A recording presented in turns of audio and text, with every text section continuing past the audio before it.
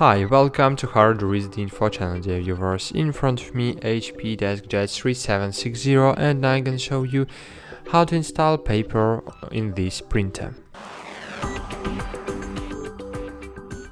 So to install paper on this printer, first you need to open the paper slot.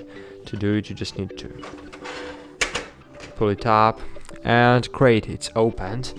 But we have the problem because here, I'll show it from the different side. It's not easy to show you guys. So as you can see here we have the element that regulates the size of paper. And for example, if you wanna install just A4 paper card, so you can just install it and that's it. So now you can print, for example, right? But if you wanna, for example, print on A5 cards, not on A4,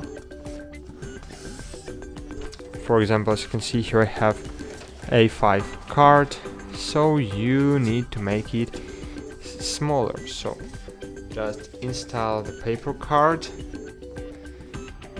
and change the slot size.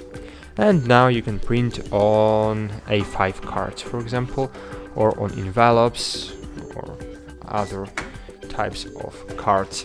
Thanks for watching, like this video, subscribe to our channel, and bye, see you.